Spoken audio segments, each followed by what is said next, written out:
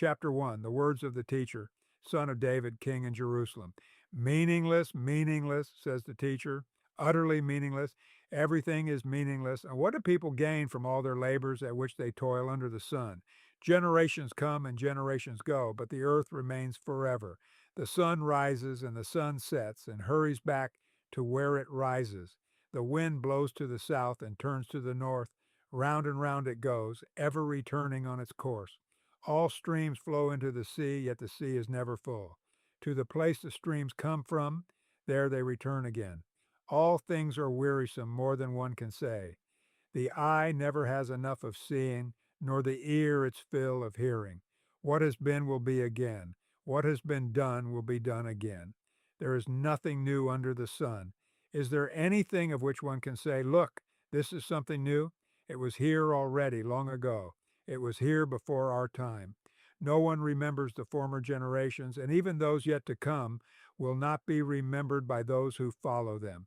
I, the teacher, was king over Israel in Jerusalem. I applied my mind to study and to explore by wisdom all that is done under the heavens. What a heavy burden God has laid on mankind. I have seen all the things that are done under the sun. All of them are meaningless, a chasing after the wind. What is crooked cannot be straightened. What is lacking cannot be counted. I said to myself, look, I have increased in wisdom more than anyone who has ruled over Jerusalem before me. I have experienced much of wisdom and knowledge. Then I applied myself to the understanding of wisdom and also of madness and folly. But I learned that this too is a chasing after the wind. For with much wisdom comes much sorrow. The more knowledge, the more grief. Chapter 2. I said to myself, come now, I will test you with pleasure to find out what is good. But that also proved to be meaningless. Laughter, I said, is madness, and what does pleasure accomplish? I tried cheering myself with wine and embracing folly, my mind still guiding me with wisdom. I wanted to see what was good for people to do under the heavens during the few days of their lives. I undertook great projects. I built houses for myself and planted vineyards. I made gardens and parks and planted all kinds of fruit trees in them. I made reservoirs to water groves of flourishing trees. I bought male and female slaves and had other slaves who were born in my house. I also owned more herds and flocks than anyone in Jerusalem before me. I amassed silver and gold for myself and the treasure of kings and provinces. I acquired male and female singers and a harem as well, the delights of a man's heart. I became greater by far than anyone in Jerusalem before me. In all this, my wisdom stayed with me. I denied myself nothing my eyes desired. I refused my heart no pleasure. My heart took delight in all my labor, and this was the reward for all my toil. Yet when I surveyed all that my hands had done and what I had toiled to achieve, everything was meaningless, a chasing after the wind. Nothing was gained under the sun. Then I turned my thoughts to consider wisdom and also madness and folly. What more can the king's successor do than what has already been done? I saw that wisdom is better than folly, just as light is better than darkness. The wise have eyes in their heads, while the fool walks in the darkness. But I came to realize that the same fate overtakes them both. Then I said to myself, the fate of the fool will overtake me also. What then do I gain by being wise? I said to myself, this too is meaningless. For the wise, like the fool, will not be long remembered. The days have already come when both have been forgotten. Like the fool, the wise too must die. So I hated life because the work that is done under the sun was grievous to me. All of it is meaningless, a chasing after the wind.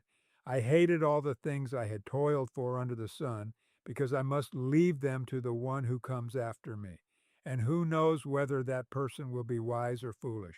Yet they will have control over all the fruit of my toil, into which I have poured my effort and skill under the sun. This too is meaningless. So my heart began to despair over all my toilsome labor under the sun. For a person may labor with wisdom, knowledge, and skill, and then they must leave all they own to another who has not toiled for it. This too is meaningless and a great misfortune. What do people get for all the toil and anxious striving with which they labor under the sun? All their days their work is grief and pain. Even at night their minds do not rest. This too is meaningless. A person can do nothing better than to eat and drink and find satisfaction in their own toil. This too, I see, is from the hand of God, for without him, who can eat or find enjoyment? To the person who pleases him, God gives wisdom, knowledge, and happiness, but to the sinner, he gives the task of gathering and storing up wealth to hand it over to the one who pleases God. This too is meaningless, a chasing after the wind. Chapter 3. There is a time for everything, and a season for every activity under the heavens, a time to be born and a time to die, a time to plant and a time to uproot, a time to kill and a time to heal, a time to tear down and a time to build, a time to weep and a time to laugh, a time to mourn and a time to dance, a time to scatter stones and a time to gather them, a time to embrace and a time to refrain from embracing, a time to search and a time to give up, a time to keep and a time to throw away, a time to tear and a time to mend, a time to be silent and a time to speak, a time to love and a time to hate, a time for war and a time for peace. What do workers gain from their toil? I have seen the burden God has laid on the human race. He has made everything beautiful in its time. He has also set eternity in the human heart, yet no one can fathom what God has done from beginning to end. I know that there is nothing better for people than to be happy and to do good while they live, that each of them may eat and drink and find satisfaction in all their toil. This is the gift of God. I know that everything God does will endure forever. Nothing can be added to it and nothing taken from it. God does it so that people will fear him. Whatever is has already been, and what will be has been before, and God will call the past to account. And I saw something else under the sun. In the place of judgment, wickedness was there. In the place of justice, wickedness was there. I said to myself, God will bring into judgment both the righteous and the wicked, for there will be a time for every activity, a time to judge every deed. I also said to myself, as for humans, God tests them so that they may see that they are like the animals. Surely the fate of human beings is like that of the animals. The same fate awaits them both. As one dies, so dies the other. All have the same breath. Humans have no advantage over animals. Everything is meaningless. All go to the same place. All come from dust, and to dust all return. Who knows if the human spirit rises upward, and if the spirit of the animal goes down into the earth?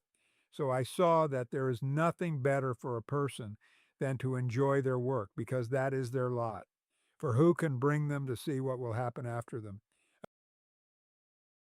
Chapter 4. Again I looked and saw all the oppression that was taking place under the sun. I saw the tears of the oppressed, and they have no comforter. Power was on the side of their oppressors, and they have no comforter. And I declared that the dead who had already died are happier than the living, who are still alive. But better than both is the one who has never been born, who has not seen the evil that is done under the sun. And I saw that all toil and all achievement spring from one person's envy of another. This too is meaningless, a chasing after the wind. Fools fold their hands and ruin themselves. Better one handful with tranquility than two handfuls with toil and chasing after the wind. Again I saw something meaningless under the sun. There was a man all alone. He had neither son nor brother. There was no end to his toil, yet his eyes were not content with his wealth. For whom am I toiling, he asked, and why am I depriving myself of enjoyment? This too is meaningless, a miserable business. Two are better than one because they have a good return for their labor. If either of them falls down, one can help the other up. But pity anyone who falls and has no one to help them up. Also, if two lie down together, they will keep warm. But how can one keep warm alone? Though one may be overpowered, two can defend themselves. A cord of three strands is not quickly broken. Better a poor but wise youth than an old but foolish king who no longer knows how to heed a warning. The youth may have come from prison to the kingship, or he may have been born in poverty within his kingdom. I saw that all who lived and walked under the sun followed the youth, the king's successor. There was no end to all the people who were before them. But those who came later were not pleased with the successor. This too is meaningless, a chasing after the wind. Chapter 5. Guard your steps when you go to the house of God. Go near to listen rather than to offer the sacrifice of fools who do not know that they do wrong. Do not be quick with your mouth. Do not be hasty in your heart to utter anything before God. God is in heaven and you are on earth, so let your words be few. A dream comes when there are many cares, and many words mark the speech of a fool. When you make a vow to God, do not delay to fulfill it. He has no pleasure in fools. Fulfill your vow. It is better not to make a vow than to make one and not fulfill it.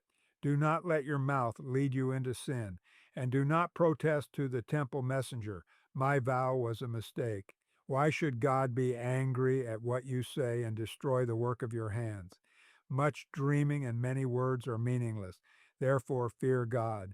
If you see the poor oppressed in a district, and justice and rights denied, do not be surprised at such things, for one official is eyed by a higher one, and over them both are others higher still.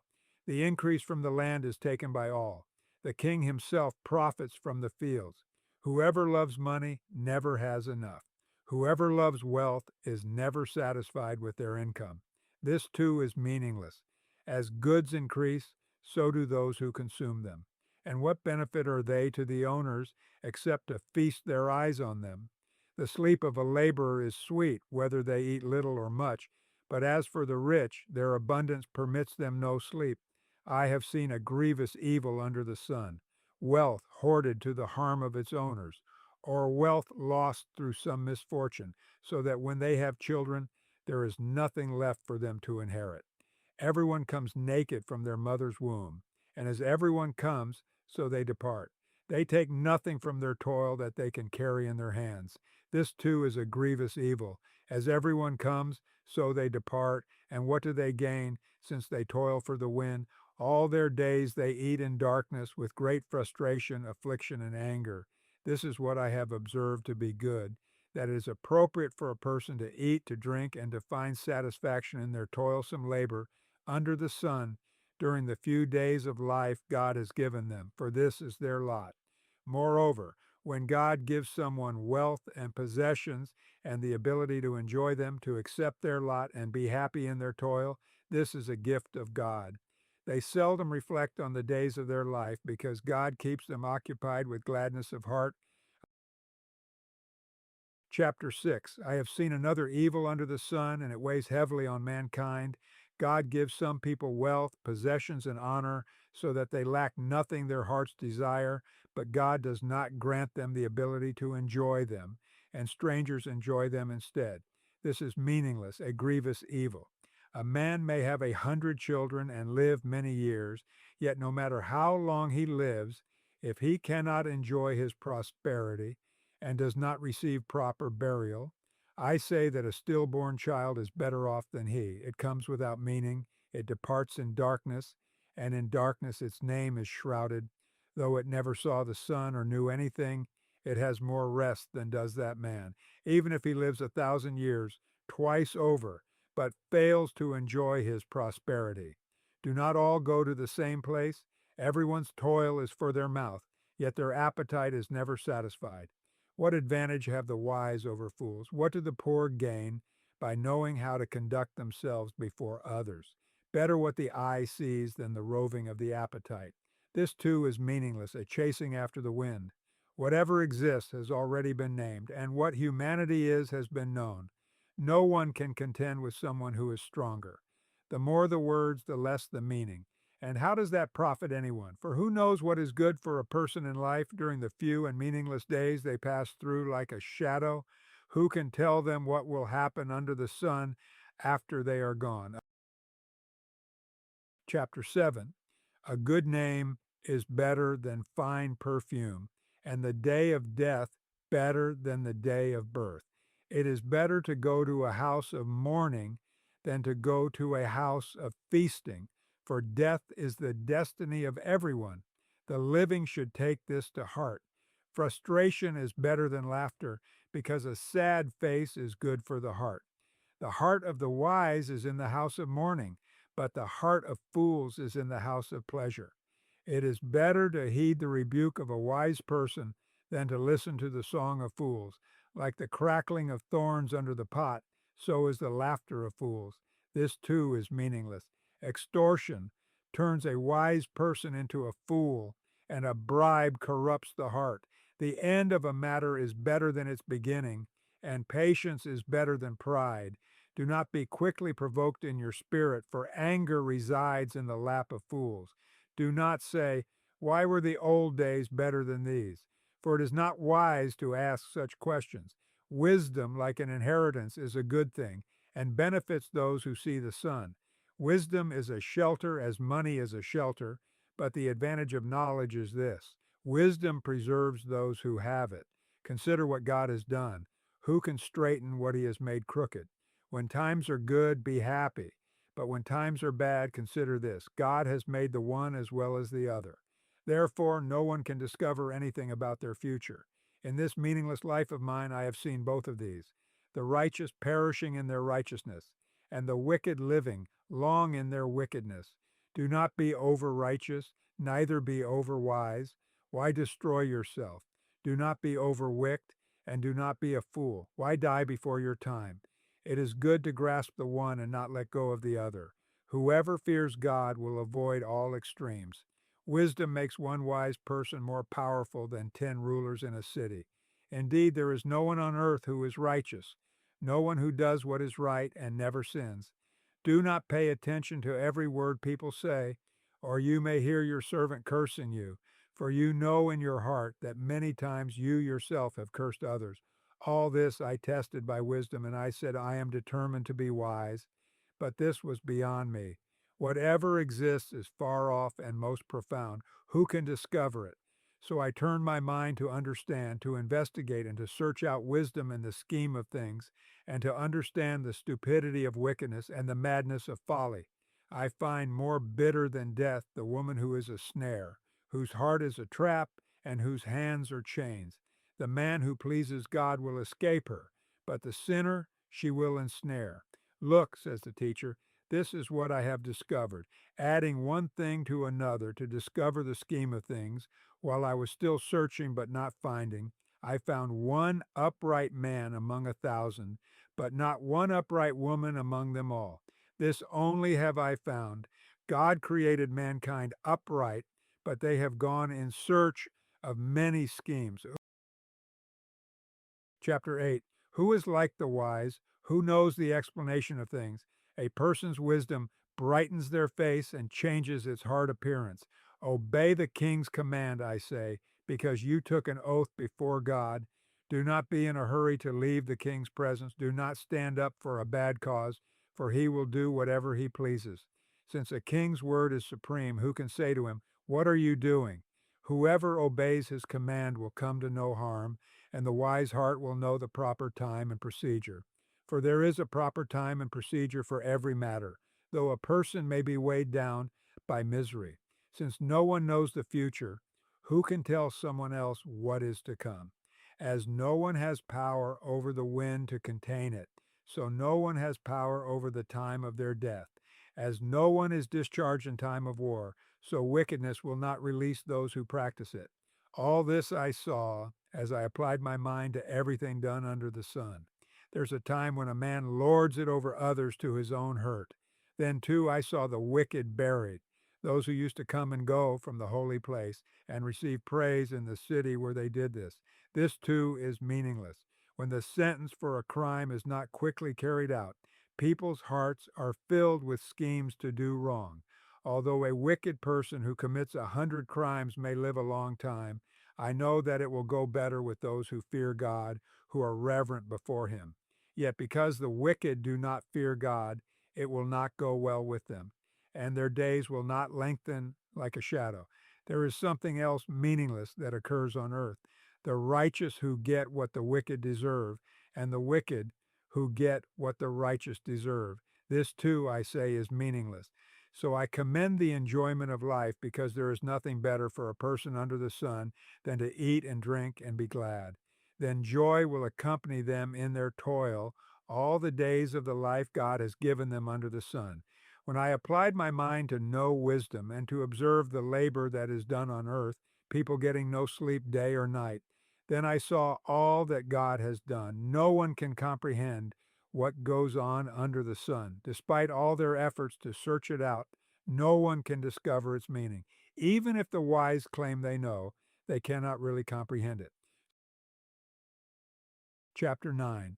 So I reflected on all this and concluded that the righteous and the wise and what they do are in God's hands, but no one knows whether love or hate awaits them. All share a common destiny, the righteous and the wicked, the good and the bad, the clean and the unclean, those who offer sacrifices and those who do not. As it is with the good, so with the sinful. As it is with those who take oaths, so with those who are afraid to take them. This is the evil in everything that happens under the sun. The same destiny overtakes all. The hearts of people, moreover, are full of evil, and there is madness in their hearts while they live, and afterward they join the dead. Anyone who is among the living has hope. Even a live dog is better off than a dead lion. For the living know that they will die, but the dead know nothing. They have no further reward, and even their name is forgotten. Their love, their hate, and their jealousy have long since vanished. Never again will they have a part in anything that happens under the sun. Go, eat your food with gladness, and drink your wine with a joyful heart, for God has already approved what you do. Always be clothed in white, and always anoint your head with oil. Enjoy life with your wife, whom you love, all the days of this meaningless life that God has given you under the sun, all your meaningless days, for this is your lot in life and in your toilsome labor under the sun. Whatever your hand finds to do, do it with all your might. For in the realm of the dead, where you are going, there is neither working nor planning, nor knowledge nor wisdom. I have seen something else under the sun.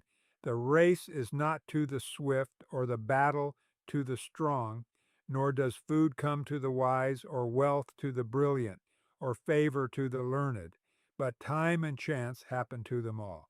Moreover, no one knows when their hour will come.